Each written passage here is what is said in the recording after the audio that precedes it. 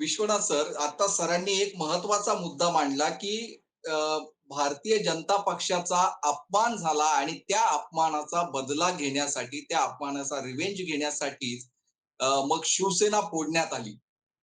मात्र शिवसेना फोडल्यानंतर अपात्रतेचं प्रकरण हे सुप्रीम कोर्टापर्यंत गेलं. सुप्रीम कोर्टामध्ये त्याचा निकाल प्रलंबित आहे आणि असं म्हटलं जातं कायद्याच्या भाषेमध्ये, की न्यायाला विलंब हा देखील अन्यायच असतो. ही देखील शिक्षाच असते. तर ज्या पद्धतीनं हा न्याय नाकारण्यात आलाय असं म्हटलं जातं. न्याय नाकारलाच आहे त्यांना. आणि आता एकीकडे जनतेच्या न्यायालयामध्ये आता हे प्रकरण जाणार आहे. कारण अजून निकाल लागला नाही. आता जनतेकडेच हे प्रकरण जाणार आहे. जनतेच्या न्यायालयामध्ये जेव्हा जातात, मला इथे एक वाक्य आठवतं, की लोकमान्य टिळकांना जेव्हा कोर्टामध्ये होते, तेव्हा ते म्हणाले होते, की या कोर्टाच्या पुढेही एक कोर्ट आहे. आणि तेच कोर्ट आता महाविकास आघाडी असेल, शिवसेना ठाकरे गट असेल किंवा शरद पवार गट असेल, हा जनतेच्या न्यायालयाकडे या कोर्टाच्या पुढे जे कोर्ट आहे, ते जनतेचं कोर्ट आहे, तिकडे जाणार आहे. तेव्हा या हा महायुतीतला घोळ आणि महाविकास आघाडीला नाकारलेला अन्याय याकडे कसं पाहता? बरोबर आहे उन्मेष, तू जे म्हणतो ते, की justice delayed is justice denied असं ते म्हटलं जातं, की तुम्ही जर का न्याय मिळण्याला विलंब लागला, तर ते न्याय न मिळण्यासारखंच आहे. तर हे निश्चितपणे आहे, पण त्याची जी काही कारणे आहेत, ती पण आपण समजून घेतली पाहिजे. कारण एकतर विधानसभा ही घटनात्मक बॉडी आहे, म्हणजे घटनात्मक संस्था आहे. त्यामुळं त्यांना आधी म्हणजे त्या विधानसभेचे जे प्रोसिडिंग्ज असतात, त्यामध्ये थेट हस्तक्षेप करण्याचा अधिकार हा राज्यघटनेनेच न्यायालयांना दिलेलं नाही. त्यामुळे आपण जर का म्हटलं, म्हणजे आपल्या सगळ्यांना माहिती आहे, की विधानसभामध्ये किंवा लोकसभेमध्ये किंवा संसद किंवा विधिमंडळ यामध्ये जी भाषणं करतात, त्याला इम्युनिटी असते. त्या भाषणाविरुद्ध कोणीही न्यायालयात जाऊ शकत नाही. तर त्यामुळे ही घटनात्मक बॉडी आहे. त्यामुळे त्यांच्या आधी त्यांच्याकडनं त्याच्याबाबतचे निकाल आला. तो निकाल काय आला म्हणजे जे विधानसभेचे अध्यक्ष किंवा सभापती आहेत, त्यांनी तो निकाल दिला तो आपल्या सगळ्यांना माहिती आहे आणि मग ते सर्वोच्च न्यायालयाचे प्रकरण आहे. सर्वोच्च न्यायालयात बरेचसे खटले पेंडिंग आहेत किंवा लिटिगेशन्स पेंडिंग आहेत. तर ह्या सगळ्यामध्ये तो वेळ गेला निश्चितपणे आहे आणि तू जे म्हणतो ते अगदी खरं आहे, की ह्या सगळ्या न्यायालयाच्या पुढं कारण आपलीकडं आपण आपण जी डेमोक्रेसी स्वीकारली त्याला आपण पार्लमेंटरी डेमोक्रेसी म्हणतो. म्हणजे आपल्याकडं संसदेला किंवा विधिमंडळांना खूप जास्त महत्त्व आहे. घटनात्मक दृष्ट्या सुद्धा त्याला खूप जास्त महत्त्व आहे. अनेक अधिकार पण त्यांच्याकडे आहे. त्यामुळं इथं जे थेट लोकांमधनं निवडून येणारे जे लोकप्रतिनिधी असतात, त्यांना एक विशेष पॉवर असते ती. त्यामुळे ती पॉवर त्यांना मिळते. त्यामुळे आता हे सगळं बरोबर 5 वर्ष 2019च्या निवडणुकीला झालेले आहेत आणि पंचवार्षिक निवडणूक ही होतीये म्हणजे जी आपण ज्याला म्हणतो ती. त्यामुळे ह्या सगळे विषय घेऊन आता हे सगळे लोकांच्या न्यायालयात जाणार आहेत आणि लोकं त्याबद्दल त्यांच्या मनात जे काय आहे, अनेक वेळेला आपल्याला माहिती आहे, की लोकांच्या मनात नक्की काय चाललंय हे फार पटकन समजत नाही. लोकसभेच्या निवडणुकीच्या वेळेला ते जेव्हा निकाल लागले कारण एक्झिट पोलचं सुद्धा तुला लक्षात आलं असेल, की एक्झिट पोल अजिबात असं दाखवत नव्हते, की सरकारला म्हणजे अबकी बार 400 पार होणार असं नव्हते म्हणत. पण स्पष्ट बहुमत भाजपला मिळेल असं सगळे एक्झिट पोल म्हणत होते. पण प्रत्यक्षात तसंही काही झालं नाही आणि भाजप स्वबळावरती 272 पण पार करू शकलं नाही. त्यामुळं ते आपण समजून घेतलं पाहिजे, की लोकांच्या न्यायालयात जेव्हा हे जाईल, तेव्हा लोकांच्या मनामध्ये जी खतखत आहे ती तिथं बाहेर पडेल. दुसरा ह्याचा मुद्दा असा आहे, की जेव्हा आपण मराठी माणसाचा विचार करतो, तर मराठी माणूस हा अत्यंत भावनिक असतो. म्हणजे एक वेळेला तो प्रॅक्टिकल निर्णय घेत नाही, पण भावनिक निर्णय तो सहजपणे घेतो. त्यामुळं जेव्हा आता हे महाविकास आघाडी ही प्रचार कशा पद्धतीने करतीये, त्यांचे नेते कसे भाषणं करतायत, किती लोकांना भावनिक परत साथ घालतायत. ह्या सगळ्या गोष्टी येत्या काही दिवसांमध्ये खूप इम्पोर्टंट आहेत किंवा महत्त्वाच्या आहेत आणि त्याच्यावरती लोकांचं मतदानाचा फॅक्टर ठरणार आहे. त्याच वेळेला म्हणजे जर का एकीकडे आपल्याला हा भावनिक साध आहे आणि एकीकडे प्रॅक्टिकल अप्रोच आहे.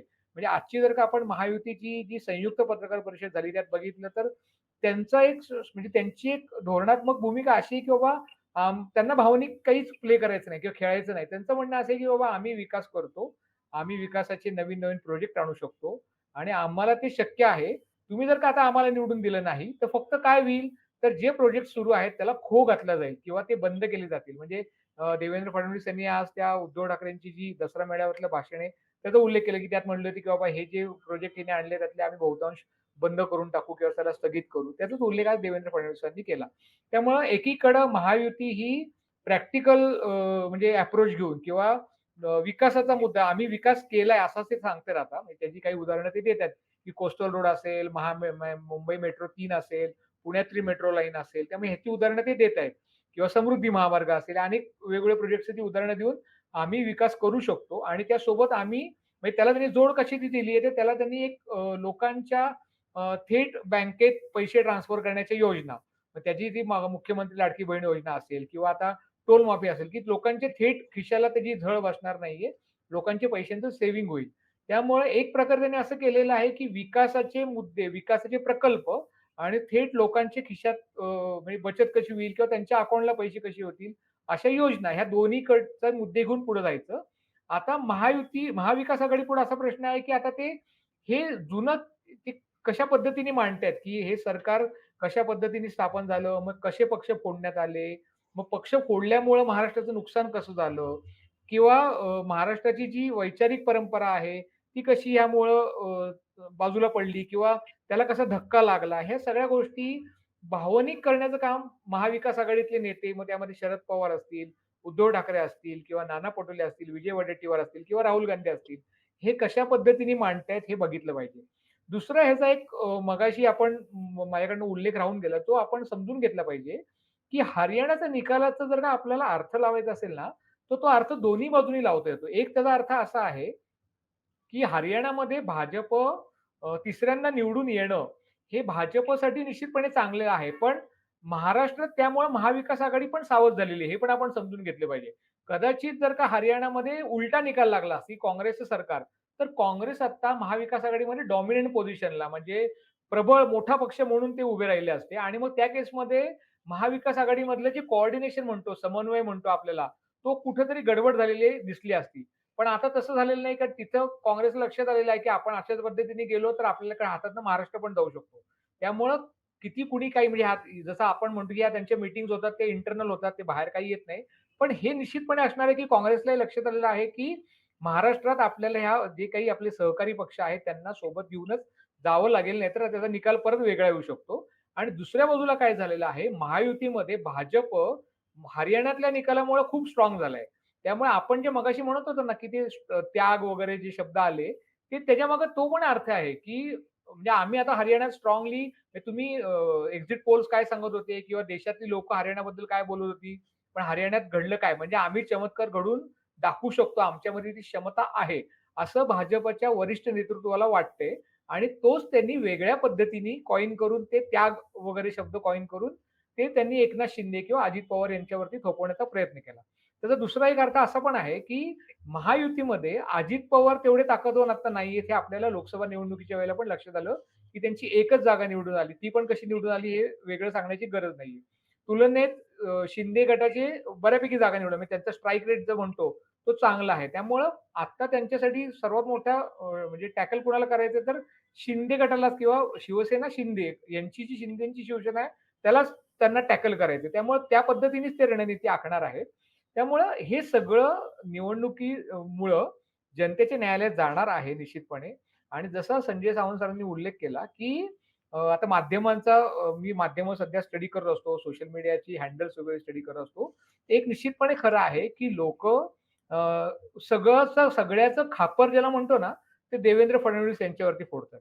आता त्याला खरंच देवेंद्र फडणवीस जबाबदार आहेत की नाही, हे आपण सांगू शकत नाही. कारण तो आपल्या चर्चेचा आजचा तो भाग पण नाहीये. पण ह्याचं खापर निश्चितपणे लोकं म्हणजे सहज म्हणून तुम्ही कुठल्या YouTube चॅनलवरची चर्चा बघायला सुरुवात केली, सोशल मीडियावरच्या हँडल्सवरच्या पोस्ट बघायला सुरुवात केल्या, तर लोकं फक्त टार्गेट देवेंद्र फडणवीस यांना एकट्यांना करतायत.